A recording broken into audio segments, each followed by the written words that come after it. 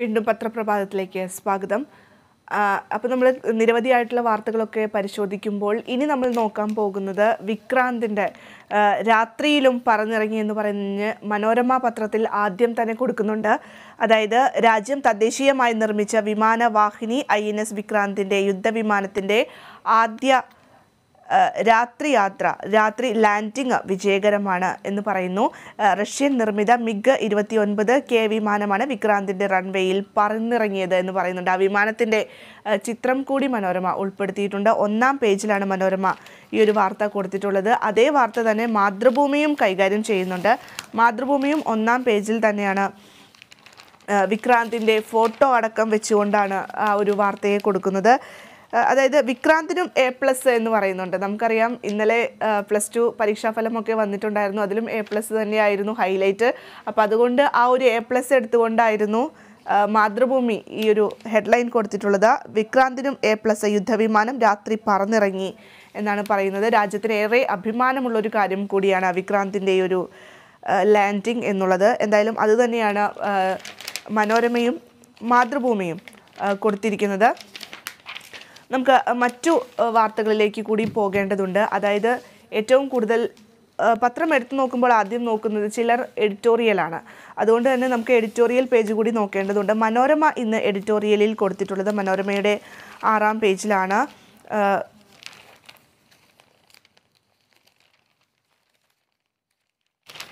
ഇന്ന് എഡിറ്റോറിയലായി കൊടുത്തിട്ടുള്ളത് ആർത്തിയുടെ അഴിഞ്ഞാട്ടം എന്നുള്ളതാണ്. നമുക്കറിയാം കൈക്കൂലി, അഴിമതി തുടങ്ങി നിരവധിയായിട്ടുള്ള ആരോപണങ്ങളൊക്കെ സർക്കാരിനെതിരെ ഉയരുന്ന ഒരു സാഹചര്യമുണ്ട്.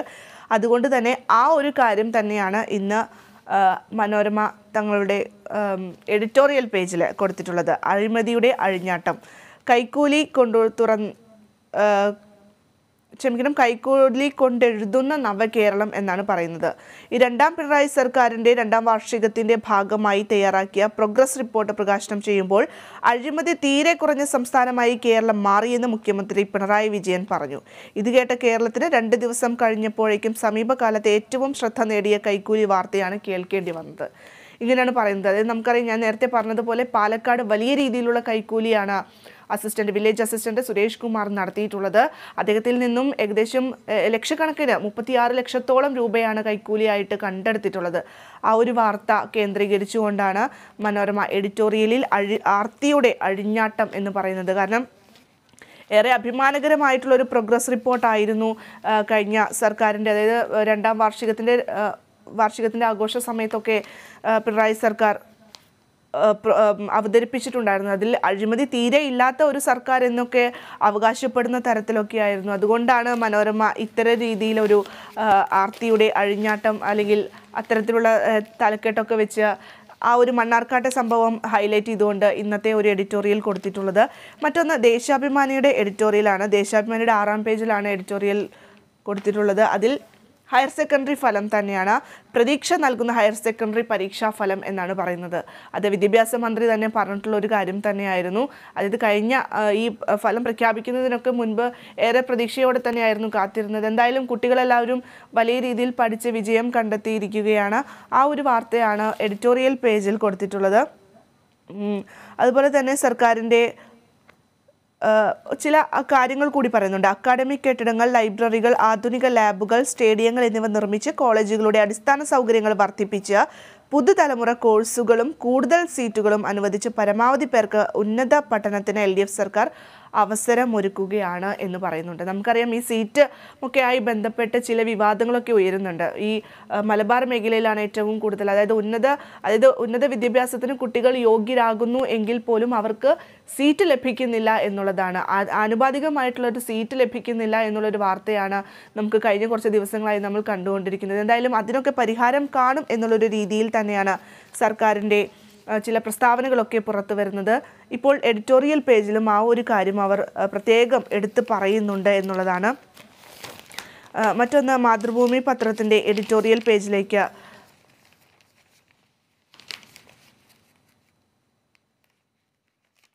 മാതൃഭൂമി പത്രത്തിൻ്റെ എഡിറ്റോറിയൽ പേജിലേക്ക് വരികയാണെങ്കിൽ വളരെ വ്യത്യസ്തമായ രീതിയിൽ, അതായത് ഈ പരീക്ഷാഫലമോ അല്ലെങ്കിൽ അഴിമതിയോ ഒന്നുമല്ല, വീട്ടുജോലിക്കാർക്കും അവകാശമുണ്ട് എന്ന തരത്തിലാണ് മാതൃഭൂമിയുടെ എഡിറ്റോറിയൽ പേജ് കൊടുത്തിരിക്കുന്നത്. ചോദിക്കുന്നത്. സമൂഹത്തിൽ ഏറ്റവും അവഗണിക്കപ്പെടുന്ന തൊഴിൽ മേഖലയാണ് വീട്ടുജോലി എന്നുള്ളത്. സാമ്പത്തികമായും സാമൂഹികമായും പാർശ്വവൽക്കരിക്കപ്പെട്ട സ്ത്രീകളാണ് വീട്ടുജോലിയിൽ ഏർപ്പെടുന്നവർ.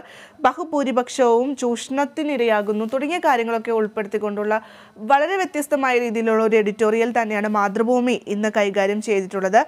മാത്രമല്ല, നിയമനിർമ്മാണത്തിനപ്പുറം ഇവ നടപ്പാക്കാൻ എത്രമാത്രം ആത്മാർത്ഥത അധികൃതർ കാണിക്കണമെന്നത് കാത്തിരുന്ന് തന്നെ കാണണം എന്നൊരു കോട്ട് കൂടി, ഒരു സന്ദേശം കൂടി കൊടുക്കുന്നുണ്ട് മാതൃഭൂമിയുടെ ഈ ഒരു എഡിറ്റോറിയൽ പേജിൽ. വളരെ വ്യത്യസ്തമായ രീതിയിൽ, കാരണം മറ്റുള്ളവരൊക്കെ സമകാലികമായ കാര്യങ്ങളൊക്കെ എടുത്ത് എഡിറ്റോറിയൽ വെക്കുമ്പോൾ മാതൃഭൂമി കൊടുക്കുന്നത് ഇത്തരം ഒരു കാര്യമാണ് എന്നുള്ളതാണ്. മറ്റൊരു പ്രധാനപ്പെട്ട വാർത്ത എന്ന് പറയുന്നത്, ഈ കഴിഞ്ഞ ദിവസം നമുക്കറിയാം ഫ്രീ വൈഫൈയുമായി ബന്ധപ്പെട്ട് ഒരു ഉദ്ഘാടനമൊക്കെ ഇവിടെ കൊച്ചിയിൽ നടക്കുന്ന ഒരു സാഹചര്യം ഉണ്ടായിരുന്നു. ശശി തരൂരായിരുന്നു വന്ന് ഉദ്ഘാടനം ചെയ്തത്. അപ്പോൾ അദ്ദേഹം കൊച്ചിയിലെ ക്യൂൻസ് വോക്ക് വേയിൽ സൗജന്യ വൈഫൈയുടെ ഉദ്ഘാടനത്തിനെത്തിയ ശശി തരൂർ MP എന്ന് പറഞ്ഞ് അദ്ദേഹത്തിൻ്റെ ഓപ്പൺ ജിമ്മിൽ അദ്ദേഹം ഇരിക്കുന്ന ഒരു ചിത്രമാണ് മാതൃഭൂമിയുടെ 7-ാം പേജിലാണ് കൊടുത്തിട്ടുള്ളത്. തൊട്ടപ്പുറത്ത് തന്നെ ഹൈബി ഈഡൻ ഇരിക്കുന്നുണ്ട്, ഹൈബി ഈഡൻ MP ഇരിക്കുന്നുണ്ട്.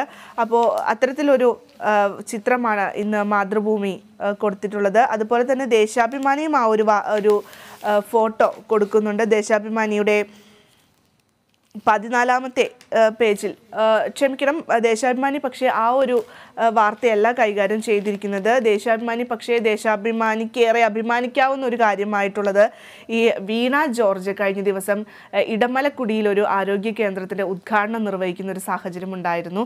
ആ ഒരു വാർത്ത ഹൈലൈറ്റ് ചെയ്തുകൊണ്ടാണ് ദേശാഭിമാനി അവസാന പേജിൽ ആ ഒരു ചിത്രം കൊടുത്തിട്ടുള്ളത്. വളരെ സന്തോഷത്തോടു കൂടി വീണ ജോർജ് അവിടെയുള്ള ആദിവാസി സ്ത്രീകളുമായും കുട്ടികളുമൊക്കെയായും കളിച്ചു ചിരിച്ച് നിൽക്കുന്ന ഒരു ഫോട്ടോയാണ് കൊടുത്തിട്ടുള്ളത്.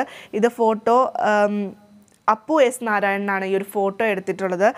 ഇടമലക്കുടി പഞ്ചായത്ത് കുടുംബാരോഗ്യ കേന്ദ്രം ഉദ്ഘാടനം ചെയ്യാനെത്തിയ ആരോഗ്യമന്ത്രി വീണ ജോർജ് കുടിനിവാസികളായ മുതുവാൻ സമൂഹത്തിൻ്റെ പരമ്പരാഗത രീതിയിൽ കുരുന്നിന് പുറത്ത് കെട്ടിവെച്ചിരിക്കുന്ന ഒരു ചിത്രം. അതായത് കഴിഞ്ഞ ദിവസം ആ ഒരു വസ്ത്രം ധരിച്ചുകൊണ്ട് കുഞ്ഞിനെ പുറത്ത് വെച്ചുകൊണ്ടായിരുന്നു വീണ ജോർജിൻ്റെ ഫോട്ടോ ഉണ്ടായിരുന്നത്. ആ ഒരു ഫോട്ടോയാണ് ഇന്നിപ്പോൾ ദേശാഭിമാനി കൊടുത്തിരിക്കുന്നത്. എന്തായാലും വളരെ സന്തോഷമുള്ളൊരു കാര്യം തന്നെയാണ്. അവർക്ക് ഏറ്റവും കൂടുതൽ ആവശ്യമുള്ളൊരു കാര്യം തന്നെയായിരുന്നു കുടുംബാരോഗ്യ കേന്ദ്രത്തിൻ്റെ വരവ് എന്നുള്ളത്. അതിൽ ആധുനിക സൗകര്യങ്ങളോടൊക്കെ കൂടി തന്നെയാണ് ആ ഒരു കുടുംബാരോഗ്യ കേന്ദ്രം നിർമ്മിച്ച് അവർക്ക് നൽകിയിട്ടുള്ളത്, കൈമാറിയിട്ടുള്ളത് എന്നാണ് ഏറ്റവും കൂടുതൽ എടുത്തു പറയേണ്ട ഒരു കാര്യം. അത് ഇന്നലെ നടന്ന ഏറ്റവും സന്തോഷകരമായിട്ടുള്ള ഒരു കാര്യം തന്നെയാണ്. ആ ഒരു ഫോട്ടോയാണ് ദേശാഭിമാനി കൊടുത്തിട്ടുള്ളത്. മറ്റൊന്ന്, നമുക്കിനി കാർട്ടൂണിലേക്ക് കൂടി ഒന്ന് പോകേണ്ടതുണ്ട്.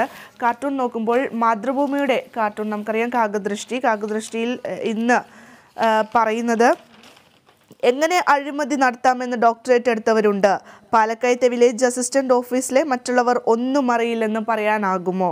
മുഖ്യമന്ത്രിയുടെ ആ ഒരു കോട്ടെടുത്ത് പറഞ്ഞുകൊണ്ടാണ് ഇന്നത്തെ ഒരു കാകദൃഷ്ടി എന്ന് പറയുന്നത്. ചോദ്യം ചെയ്യുമ്പോൾ എനിക്കറിയില്ല എന്നാണ് സാർ അവർ പറയുന്നത് എന്ന് പറയുന്നുണ്ട്. അത് ഈ വില്ലേജ് ഓഫീസറിൻ്റെ അടുത്ത് ചോദിച്ച ഒരു ചോദ്യമുണ്ടായിരുന്നു. വില്ലേജ് ഓഫീസറിൻ്റെ അടുത്ത് ചോദിച്ച ചോദ്യമുണ്ടായിരുന്നു വിജിലൻസ്. അതായത് ഇത്രയും വലിയൊരു അഴിമതി നടക്കുമ്പോൾ അത് വില്ലേജ് ഓഫീസർ എങ്ങനെ അറിഞ്ഞില്ല എന്നുള്ളത്. ആ ഒരു ചോദ്യത്തിന് ഞങ്ങളൊന്നും അറിഞ്ഞില്ലേ രാമനാരായണ എന്നുള്ളൊരു രീതിയിലായിരുന്നു വില്ലേജ് ഓഫീസറിൻ്റെ ഒരു മറുപടി. എന്തായാലും ആ ഒരു കാര്യം തന്നെയാണ് കാകദൃഷ്ടിയിൽ കാർട്ടൂണായിട്ട് കൊടുത്തിട്ടുള്ളത്. ഇതൊക്കെയാണ് പ്രധാനപ്പെട്ട വാർത്തകൾ മാധ്യമങ്ങൾ എങ്ങനെയാണ് കൈകാര്യം ചെയ്യുന്നത് തുടങ്ങിയ കാര്യങ്ങളൊക്കെയാണ് പത്രപ്രഭാതം ഇന്ന് നോക്കിയിട്ടുള്ളത്. എന്തായാലും ഈ വാർത്തകളുടെയൊക്കെ ഫോളോ അപ്പുകളും ഇന്നുണ്ടാകും. അതിലേറ്റവും പ്രധാനപ്പെട്ടത് ഞാൻ നേരത്തെ പറഞ്ഞതുപോലെ കോഴിക്കോട്ട് ഹോട്ടൽ ഉടമ കൊല്ലപ്പെട്ട ഒരു സാഹചര്യം തന്നെയാണ്. എന്തായാലും ആ വാർത്തകളൊക്കെ കേരള വിഷനും പ്രേക്ഷകരിലേക്ക് എത്തിക്കാൻ ശ്രമിക്കുന്നുണ്ട്. അപ്പോൾ ഇന്നത്തെ പത്രം പ്രഭാതം നമ്മളിവിടെ അവസാനിപ്പിക്കാനുള്ള സമയമായി. എന്തായാലും എല്ലാവർക്കും ഒരിക്കൽ കൂടി നല്ലൊരു ദിവസം ആശംസിക്കുകയാണ്. നമസ്കാരം.